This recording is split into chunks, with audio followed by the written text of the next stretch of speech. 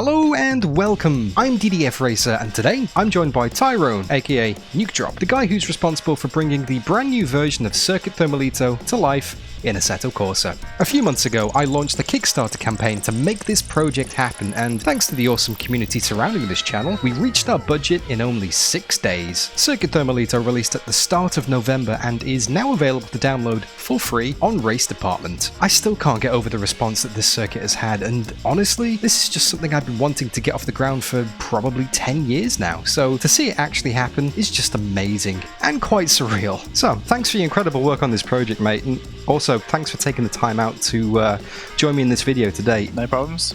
Let's go. I put a post out on Discord and my YouTube community section a couple of weeks ago asking for people to send their questions in. And we got quite a few in, to be honest. Got quite a response to this one, mate. Yeah, I've seen a list of the amount of stuff we've got to go through, so should be a fun one. Yeah, sure. We'll try and rattle through them, mate. So first of all, I mean, obviously the big one, the one that probably explains a lot of who you are and why you do what you do. How did you get into track building in the first place? So I actually got asked this a few times, and I feel like it's one of them questions where my answer changes depending on how my memory is working on that day. But the general gist of it is kind of as a kid, obviously, big F1 fan.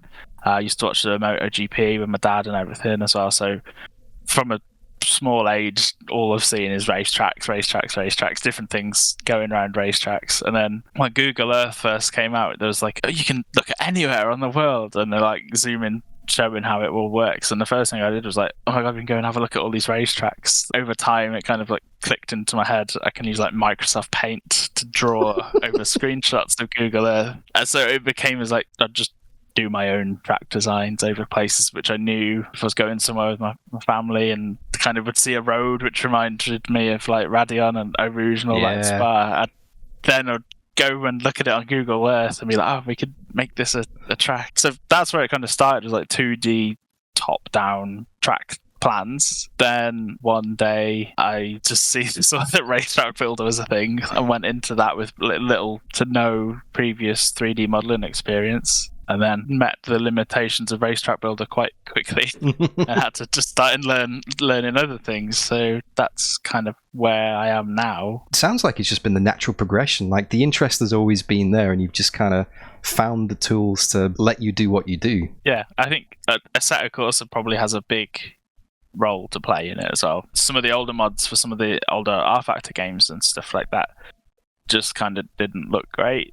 So the amount of time I'd put into playing them was like, oh hey, they got this track, do a lap, oh that was cool, and then probably never touch it again. But then stuff for AC that was coming out was like kind of rivaling base content, and I was like, okay, I gotta figure out how to do this. This is gonna be, so I don't think that's not a slight against any of the original R Factor modders. I just think the way Assetto is set up has made it easier to kind of produce better or good looking content. I don't know if I wanted to ask you questions here, but Thermalito, it's a Q&A session. Let's go for it. Yeah. Was that a top-down Google first? Oh, 100%. That was a top-down Google first. So, yeah. No, I just thought I want to make a circuit around a dam, and back in 2005, I think it was, Google Images was still pretty primitive, and Google Maps as well.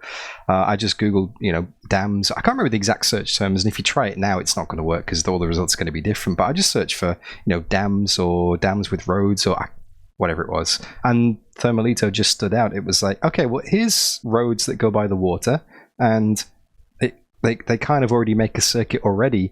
Like, it's done half of my job for me. This is sweet. I can just connect these up, and there you go. There's a circuit. When we first started discussing this project, and you were like, "Oh, it's on Thermalito Dam," I was like, "Oh, that sounds familiar." And then I had that Oroville Dam track half made, like 50% finish, and it's literally like 2 miles up the road. Yeah, you can actually see it in the distance. Yeah. So anyone that doesn't know, at some point I'll be releasing a different track based on a different dam. But if you load into Thermalito and look to the north, you can actually see that the dam is there. So maybe longer term goals in the future would be to connect them for some sort of like Nordschleife of dam tracks. Going back to the point you made about Assetto Corsa, though, I noticed that most of the tracks that you do on your Patreon as well, They're all for Assetto Corsa. I mean, have you made any other circuits for any other sims? Like, or is there a reason why you specialize in AC? So AC is where I started. I've not really felt the need to do any of the other sims. So the only real easily moddable one is R Factor 2, and all of the cars and everything that I've wanted to drive personally have just been in AC anyway. So because a little bit selfishly, I kind of do the modding for myself as well. I like to drive around Las Vegas F1 Grand Prix circuit, or so I'm basically making content that I enjoy as well, and AC is just my preferred sim, so it just makes sense to develop for what I'd like to drive. So recently I have done a port of a track that I've made to BeamNG just to test out the process. It's not too difficult, it's just kind of a bit long-winded. You have to kind of manually set up all the materials and stuff, and that was quite satisfying the first time I loaded the track up and it kind of looked all right, and then I just drove full speed into a wall and smashed the car to bits. But that's kind of what BeamNG is for, right? Quite interesting actually. The track in question had 2D sprite images of the tire marbles around the track, and they were set to be road surface in BeamNG. So it just acted as if the road, if you were off the racing line, was just spikes.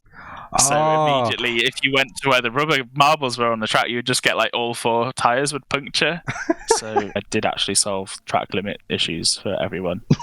And of all of the builds that you've done across, obviously, Assetto Corsa, which is the one, or which are the ones, plural, would you say that you're most proud of? My most recent track is kind of the one I'm the most proud of, because it's the one that's had my best skills set. It's the best I've ever been is now. Yeah. Always.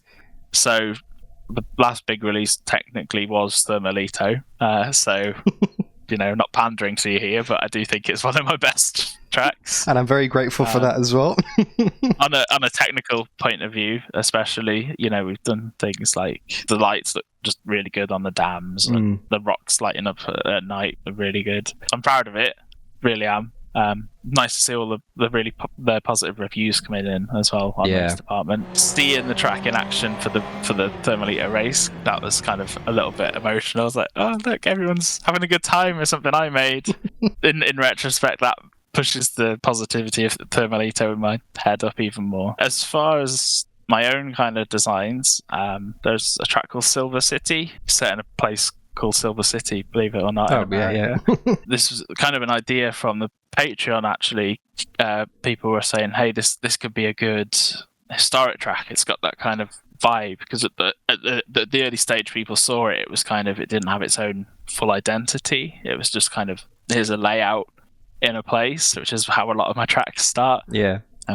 People, this has got historic vibes, so we took that and rolled with it, and it became Silver City 66 to complement my Sebring 66 track. It's quite a wide circuit, it's 15 meters in width, which is quite rare for the time. The elevation changes are just great, and it's got this one bit which I really love, and it's quite a tight left-hander, and it dips down into a valley in a gully, and it's all quite an arid climate for most of the track, but in this dip it's all foliage and vegetation and everything, and it looks really good, and then it goes straight into a really banked left-hand corner where you can carry loads of speed if you're brave. It's a good track for the classic cars, because you really feel it in a Ford GT or something like that, GT40. So that's probably personally my favourite that's out at the moment that I've done. And is that available publicly on Race Department, or is that on your Patreon page? Yeah, no, that's fully released on Race Department. Cool. One thing I'm going to do with that is to make a modern day version of it as well, because the 3D model already exists, so it would just be a case of replacing the assets from the 60s stuff with the modern day stuff. Maybe grab a few buildings from Thermalito or something, if you don't mind, just to pad it out a bit. No problem at all with that. Maybe move some of the barriers a bit further back, add some safer barriers or Tech Pro, and add some lighting all the way around it. It might be the case we have to move some of the rocks away from the side of the track a little bit, because I'm not sure that the FIA would sign it off these days. Yeah, I don't think there'd be a grade low enough to accommodate those, unfortunately. This actually ties in really nicely to my next question that I had. It was basically going to be, if you could pick your dream track to build, what would it be and why? But it kind of sounds like we've already touched on it. Would you say this is your dream track? That changes almost every day. Whatever my current idea is that's buzzing around, that's like, okay, this is what I want, this is what I need to build. Like, the problem with tracks for me is that they take like a month to 2 months to make. So towards the end of a project, I'm like, okay, but there's this idea now, I need to build this. So currently I've just started development of a track called Yamanaka Lake, and that is around a lake in Japan in the foothills of Mount Fuji. So it goes around the whole of this lake, and it also shoots off kind of up a hill and back down a hill. And the idea behind this is, like, I really love the kind of aesthetics of like autumn Japan, Mount Fuji in the background. Yeah, definitely. But it's a street circuit, so a lot of the stuff that you get in regards to Japan is like all of the twisty, tight hill routes, which is great. I love that. That's cool.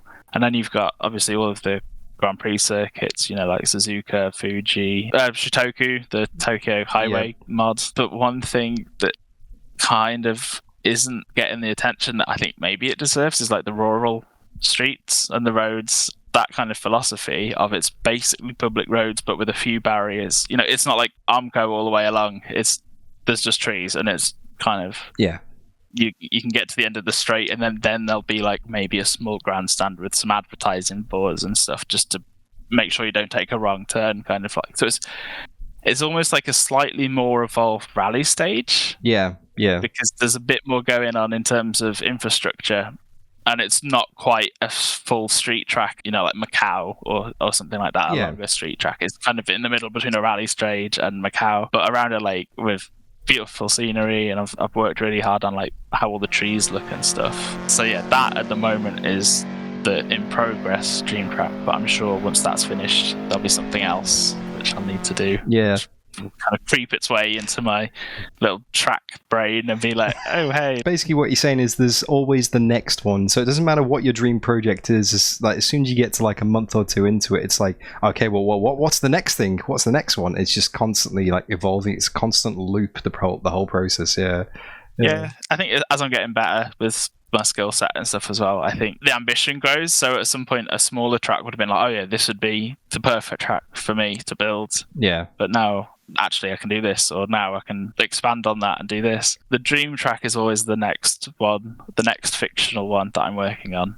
I think it's a very long way of answering that question. I mean, it's funny that you say obviously fictional tracks. I mean, is it easier to make a fictional track, or is it better to have like references and to recreate an actual track that exists in reality? It's definitely more satisfying to make a fictional track because that's what I've pictured, and to vision it and see it come to life, that's great. With a real track, if you're a little bit out on something, the pro drivers will pick it up. The banking of this corner is ever so slightly off. I can do this corner at 94 kilometers an hour on a track day, but in your sim I can only do 93 kilometers an hour because the banking's off, or the braking point is slightly shifted too back, or the brake markers are out of place. So there's all these little details which need to be spot on for the pro drivers to get the use out of the simulator, right? With a fictional track, if something's off, if corner camber is wrong, then who's saying it's wrong? Only I would be able to say this isn't what I pictured.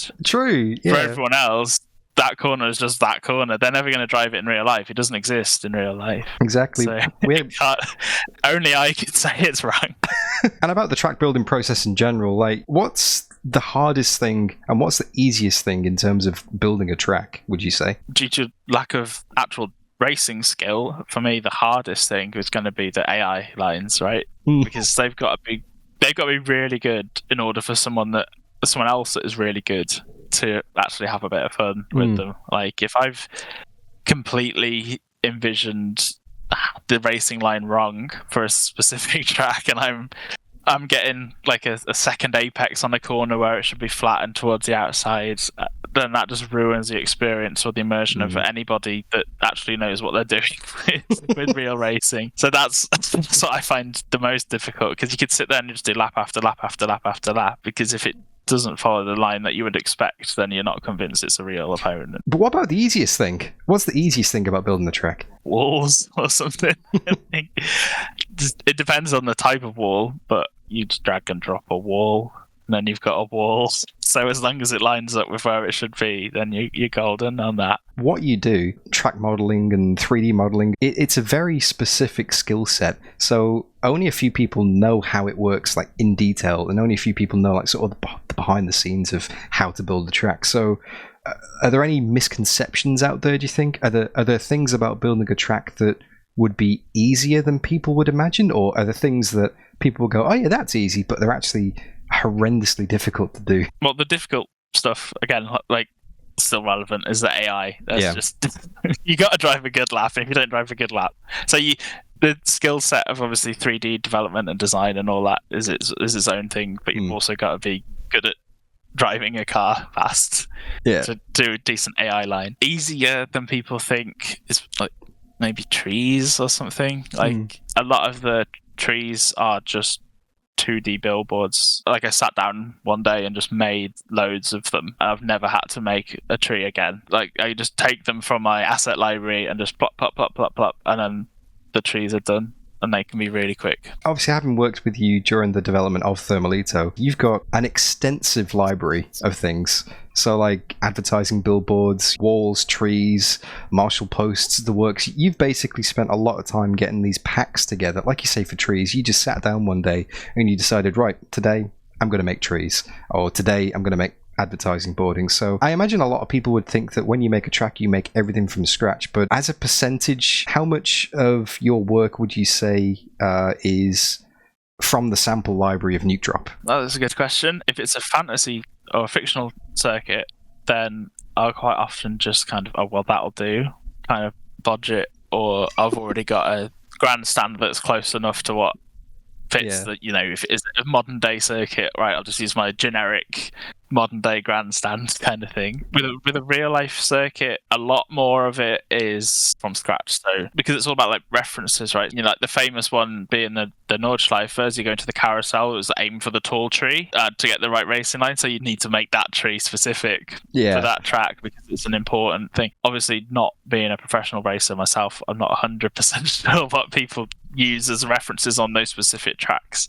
So the grandstands, the Marshall posts, the curbing, road textures and breaks in asphalt is often scratch built for a real life track, which is why they take a lot longer. With the track building process as well, is there anything that you particularly look forward to? Like, is there something that always puts a smile on your face, like when you're building a track, or something that you think, right, I'm really going to enjoy this? And also, is there anything that you really don't look forward to when you're building a track as well? Like, what's the bit that you go, oh, I wish I didn't have to do this today? All of it. No. The best thing I think is with the fictional circuit especially is like the first lap, headset on, first time sort of seeing things in VR and getting the road feel for it, and you're like, yeah, that's exactly how I imagined it. But sometimes it can be the worst part as well, because like, I didn't think that corner would launch my car 70 feet into the air into a barrel roll and into some trees. Yeah, you would have got the version of Thermalito without a lot of stuff. The first version of testing that you sent over to me, I remember it very specifically. You said, don't get too excited, don't expect too much, it's literally just a road on top of the terrain. And I was like, I don't care, headset on, drive. And I think I drove for like 2 hours. I'm just grinning the whole time, just looking around going, this is amazing. And you're like, it's literally just a road. Yeah. But it's good. It does feel good. It does feel very good, yeah. The bits that I dread, probably releasing it when you open the floodgates to criticism and it comes flooding in and you're like, oh. Yeah, it's like, it's open to the world now, no takebacks, that's it, yeah. Yeah, that's probably the worst bit about the track is the 50-odd people that won't read the installation instructions and not run the right shaders patch or whatever. And then they'll leave a 1-star review and they'll be like, oh, this track doesn't work. And it's like, okay. Well, it does, because, you know, the 7,000 other people that have just downloaded it. Yeah. Oh, this track doesn't work, 1 star. And then you have to go to the review. Hey, blah, blah, blah, hopefully we can work this out. Why don't you use the discussion thread rather than the review to ask for help? The general public who are coming into it blind have got no kind of expectations, no kind of, you know, loyalty to the track, for want of a better word as well. They're just downloading it as a consumer, and if it doesn't work, it doesn't work. Like you say, it's read the instructions. I mean, I see those posts all over Race Department. Thankfully, we haven't got any on Thermalito yet. We're going to get like 10 people now going even once the review doesn't work. It's going to bomb it, yeah. Quite interesting. I've kind of found the less people are invested in the track, the angrier they are. For Thermalito, you were like the chief kind of investor in the project, and you're like, oh, this is so good, I'm so happy with it, oh, this is amazing. And then we've got all the Kickstarter backers having a blast, and the people on Patreon are like, oh wow, this is actually amazing. And then by the time it gets to Race Department, people that have never seen the track before, not paid in any way or helped the development or funded the development, and they go, oh, this is a bit crap. When it's good negative feedback, that's brilliant because I can build on it. Before you click download, there should be a big survey you have to fill in, and just like, I understand how to give feedback. Or something. I don't know. Yeah, like one of those capture things, with the robots, and tick all the squares they've got a bus in them or something.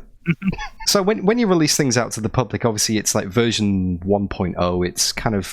It's the initial version. You've got it across the line. People can just download it and use it. Do you ever sneak any Easter eggs in there? Do you ever sneak any like little hidden details or surprises or things that people wouldn't necessarily know, but if they went in free cam, they'd go, oh, that's a nice little touch? There's more in Thermalito than you might think, but most of the time I just want to get a decent project out there with the tight time frames that I kind of impose upon myself. There's not usually that much time for messing around. So would you say it's more so for like your personal tracks that you do that kind of thing, as opposed to say, okay, I've got to get something out for a deadline, it's got to be done? Would that be more likely the place where you'd kind of chuck a vending machine that lights up at night, for example, Oh, right, yeah, you're referring to the Thunderhill vending machine. Maybe. Because the vending machine's not exactly an Easter egg, because it's there in real life. So it was just me being me, trying to get all the little details right. Yeah. Maybe now you've done it, I'll hide a little DDF logo in some of the tracks, and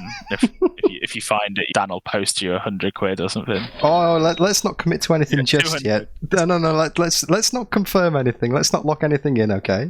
Speaking of putting things into Thermalito, is there anything that you've done on this project that you haven't done anywhere else? Like, is there anything that's brand new for this circuit, or things you've had to learn? We used some of the pixels, the scans for the rocks, as you come out of the second tunnel on the left. A new source of models for me that I was using. And I have done like reverb effects before, but I think this was the first time we kind of actually sat down, and you helped as well to try and properly dial it in for those two tunnels. Before, it's just kind of been like a generic reverb effect as you go underneath a little building or something like that. But delving into the options that we've got for the reverb stuff and how strong the effect is and things like that, that was probably the closest to anything new to me for this track. So obviously every track from now on, this is going to be reverb central. You threw a lot at Thermalito in terms of custom shaders. There's all these different features like the track effects, the flags, the reverb, the lighting. There's so many different things in Thermalito. I think you said to me one time, it's like we've literally used every tool that it's got available here. The knowledge has been there. I've done it on other things. For example, a building on another track with light up windows, we used that shader for the runoffs. So the blue runoffs in Thermalito has got kind of like glow-in-the-dark little triangles all over it. With the flags, for example, the shader doesn't work with the really big flag that you wanted. It's something I learned, that there's a maximum flag size. Yeah. And you wanted a bigger flag than the maximum flag size. So that's why it's a 2D kind of image of a flag. But that's all we could do, really. Now, I'm not sure if you've spent much time on it, but the original Thermalito track that I did back in the day for R Factor 1, did I do all right for my first build, going in as a complete rookie with absolutely no knowledge of track building whatsoever? I mean, I do realise I'm speaking to a professional here, so this is your chance to roast me. Go on, mate. It's all yours. So the version I've used is RMI's version, his conversion of your original version. So I won't speak too much for the technical stuff. Yeah. Because I'm not sure if it was you or RMI or whatever. Like, it's pretty good all round, the old version. Like, it works. Everything kind of looks as you'd expect. There's the outer kind of scenery is like just that one static image all the way around the track. Yeah. That's kind of a bit rubbish, if I'm being honest. Yeah, that was the skybox back in the day. That was how you did it. Nowadays, the modern Thermalito, we've got 10 kilometers every direction of 3D terrain, and then past that, we've got infinite shader on the horizon. But as far as the layout, I think you've got the chicane at the exit of the second tunnel. Oh, that's horrible.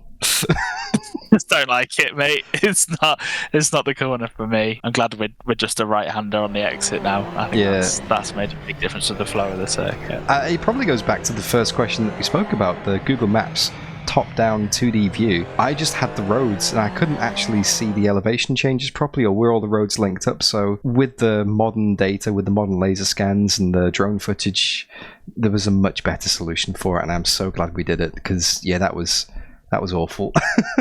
And I'm glad you agree as well, because you're not alone. A lot of people are so happy that we got rid of that chicane off the first version. Okay, now I've not been looking forward to this question, and I'm going to personally name the guy who asked this on Discord. Matt Webb. So you're responsible for what Nukedrop's going to say next. You asked this. What am I like to work with in comparison with traditional corporate game developers? Okay, go. I've got 2 words, Dan, and then you can elaborate on them. Manhole and covers. Yes. So basically, to clarify for people who may not have been watching the development process, we used an app called Trello. You can add a heap of tasks on, you can prioritize them, you can add notes and screenshots, and we would send things backwards and forwards to go, okay, well, this is what I'm working on, and then this is what needs testing, and this is what needs to be done in order of priority. And then, you sent me a list of all the things you'd done on the track and to test. Massive things like night lighting, runoff areas, fundamental safety features, fundamental AI features, and right at the bottom of the list was manhole covers. And I put them back up at the top of the list on the revisions. I sent them back to you. Specifically asked Dan to order the list in order of importance, because we were coming up against the time limit. Yeah, this was like a week to go, by the way, wasn't it? This was like right at the end, yeah. Yeah, I was like, okay, so I'm probably going to be working on something massive tomorrow. And I opened the list and it was like, can you move the manhole cover like 30 centimeters to the right? I was like, no way is this your main priority, mate. We got like buildings missing, a hole in the track that nobody had discovered. That was also Matt Webb as well, by the way, so that does tie in nicely, yeah. One of the manhole covers got like the approval. They're like, yeah, this one's fine. Yeah. And the other one's like, oh, this is just like one manhole cover's width across, please. Yeah. Like, oh my god. Yeah. This is for manhole covers that don't exist in real life because the roads are gravel tracks. It's completely fictional. Which, like, again, it's your vision. It's why you wanted the manhole covers to be. It's just that was not the time for me to see that as the main priority. No, definitely not. Definitely the manhole covers. Apart from that, working with you've been all right. Like it started off really well, didn't it? With all of our like happy meetings that would go on for hours talking about track ideas and designs. I could chat about track designs and stuff all day. That'd be fine. That's great. And I could listen to that all day as well, because I find it fascinating. Yeah. And then like your feedback was great. It's just that end bit when we needed to get the priority stuff done, and you're like manhole covers, which I'm still not sure if that was that accidentally moved to the top. Yeah, I don't think I quite understood the. Giving you an out. Yeah, I don't think I quite understood the significance of the priority ordering. When you pointed out the error of my ways, I immediately was like, yeah, shouldn't have done that. It's fine. We got there in the end. But genuinely, it was actually, you were really good to work with. You put in just as much effort as I did. The Google document being like 1 billion pages long. You did your own AI, which meant I didn't have to do that. That's the worst, as I said before. That's my least favorite bit to do. The replay cameras and stuff, we kind of worked a little bit together on.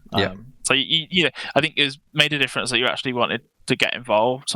With it being your vision and your track, if there was stuff that you could do, you would do. It means I can concentrate on the stuff that I need to concentrate on. And I think that worked really well, because I was sending you builds regularly and you were sending me the files back, and it just worked really well. So if anyone wants to work with Dan in the future, don't let him have access to your Trello boards. But apart from that, he's great. Thank you. Now, obviously, when we were building Thermalito using Trello, going backs and forwards, a lot of the time we were testing and we were making sure that everything works. When you do testing of your own circuits, what's the best way to do that you've found? Like, do you run AI races? Do you do hot lapping?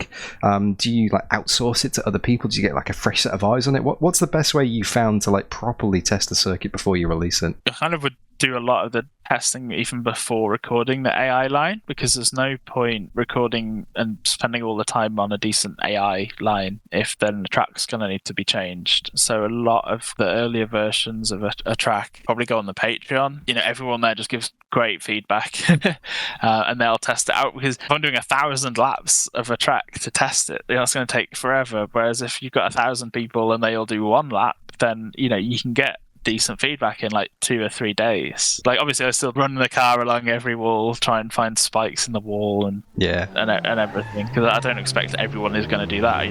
The majority of people are just going to do actual laps on it and give kind of generic feedback. Considering that's what everybody else is going to use the track for, then it kind of makes sense that that's the most relevant feedback as well, right? So yeah, definitely getting all of those eyes on the track before proper public release is definitely very helpful. Because when people think of Patreon, they always think of it as like a one-way process. You go on Patreon to support someone, to kind of fund their work and to help them do what they do.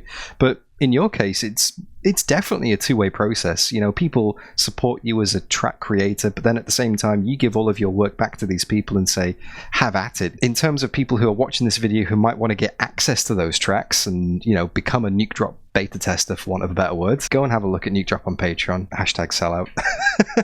But no, it's well worth it, is basically what I'm trying to say. Most of the posts will always end with like, thanks for your support, and it's not necessarily financially. It's a long process to develop and test the track. So even the littlest well-constructed feedback is very helpful. One of the reasons I stopped uploading work in progress stuff to race department was just the negative feedback of a work in progress track. The title of the track could be work in progress Thermalito, and you still get someone complain like, oh, well, this doesn't look very finished. It's a work in progress, yeah.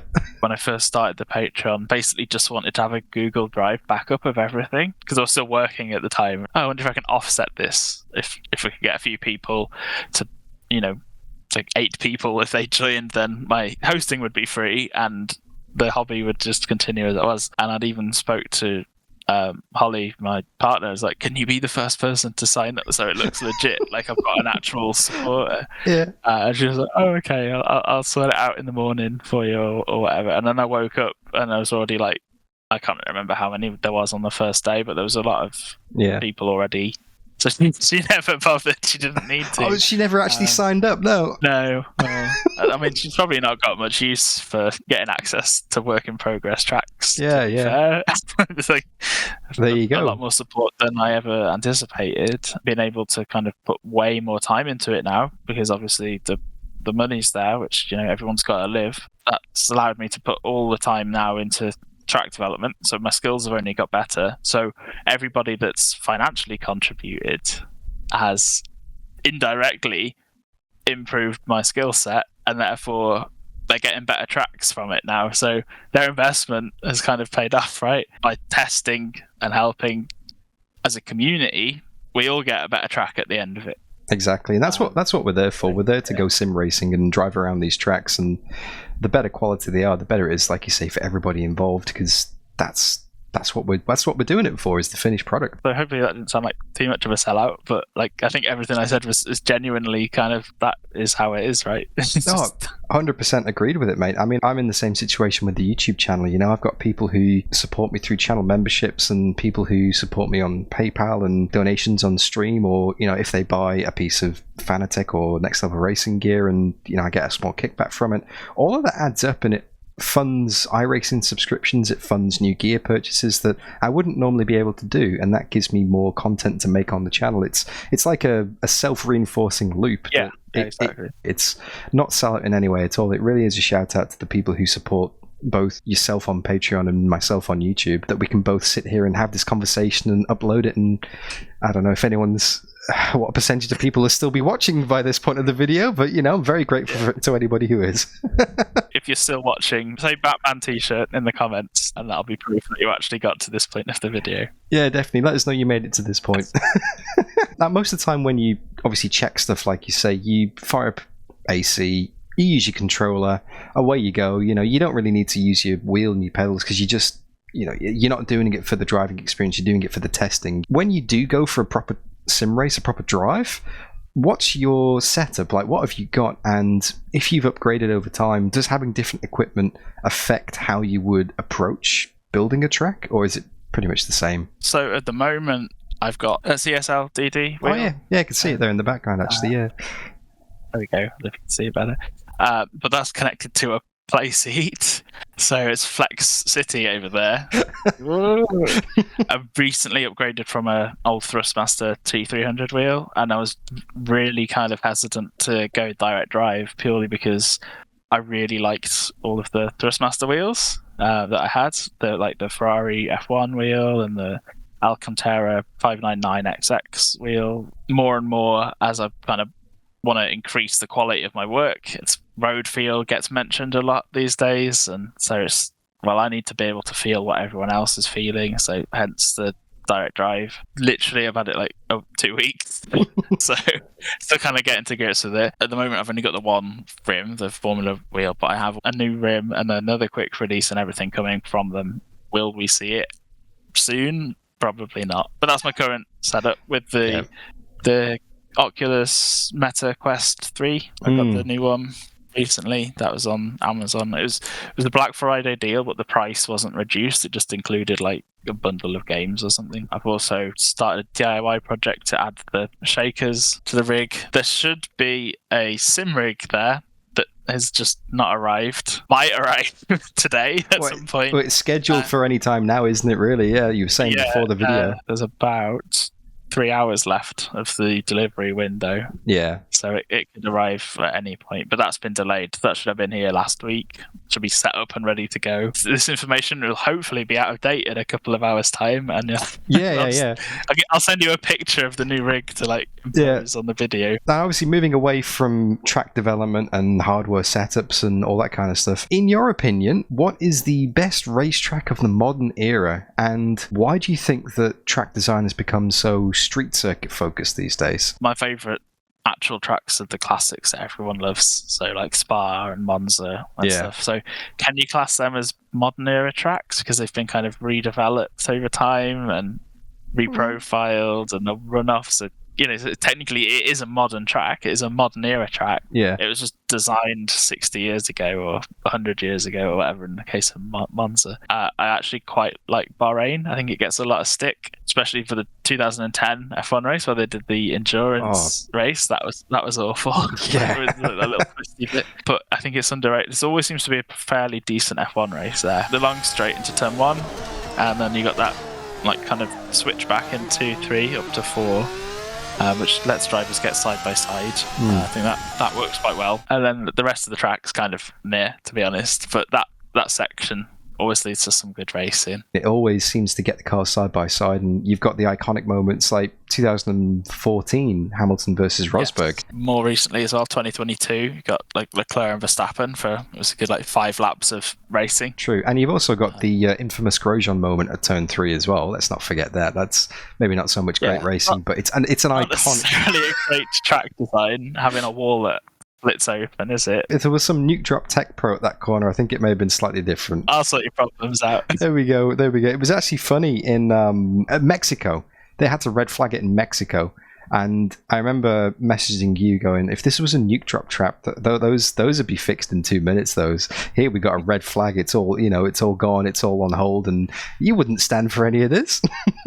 No, it's a lot quicker to add a new tech pro barrier in the virtual world than to rebuild one while a race is on, isn't it? To go back to the second part of the question, yes, why track designs become so street focused, that question kind of seems to hint at F1 mainly. If you look at a lot of the more traditional racing series, like touring cars, motorbike racing and stuff like that, obviously they're kind of still sticking with the traditional track in the middle of a field kind of thing. Yeah. So the answer to that is just money, isn't it? the cities and the countries, I'll just pay in F1 to race there, and if they haven't got a track, they'll just close down some roads for a bit. None of the tracks are FIA grade 1. Let's build a track in the middle of a city, which probably wouldn't be FIA grade 3, but we'll give them a pass anyway for money, right? So true. Like, if you built Baku or something like that in the middle of a field with all of those no runoff areas, there's no way they'd be like, yeah, that's an F1 track. No, day one, they give it the big red stamp and go, nah. Interestingly, with the Jeddah circuit in Saudi Arabia, they class that as a street circuit, but it's a purpose-built complex. True. So I've always argued it's not a street circuit, it's just a really kind of narrow purpose-built racetrack. Yeah, that's a very good point now you mention it. They keep calling it a street circuit, like the Street Kings or whatever, and Perez won there, and it's always really good on street circuits, but it's not public roads. They just built it on a beach on a bit of scrap land that they had. Yeah. And called it a street circuit. That's a very good point. I hadn't thought of that, actually, yeah. And last but not least, can your PC run Crysis? If it can run Thermalito at night, Dad, with all of those lights on, it can run Crysis. Yeah. At least 5 frames per second. At 240p. Right, well, I think that pretty much covers it, to be honest with you. That's everything. Mr. Nukedrop, thank you so much for your time. It's been a pleasure not only building Thermalito with you over the past few months and going through the whole process, but just today, just hanging out, having a chat and going through these questions. It's been an absolute pleasure, mate. Thanks for having me. It's been good. I could sit and talk about racing and tracks and track development all day. It's quite a niche topic to talk about, so it's not like you get to talk about it every day with like your friends and family. They're just like, oh, that's nice, you do track stuff. That's the limit of their knowledge. It just goes over the top of their head, so it really is. It really is nice to be able to share that with a like-minded person and like-minded people who are watching this video right now. So exactly. Any final words you want to say for YouTube before we sign this one off? Not really. Thanks. Yeah. You don't want to plug your Patreon page at all? No? I think you've plugged it enough. If anyone's got to this point, they've probably got a gun to their head and like, because there's Patreon one more time, I'm pulling the trigger. Yeah. No, seriously, mate, thank you so much. And I'll catch you again soon. Okay, bye. This is going to sound really dorky, but can I just get like 2 seconds of you like waving at the webcam? Because I'm going to say, I'm joined by Nukedrop. I'm going to just cut to like a little picture of you, like, or just like a... That will do perfect.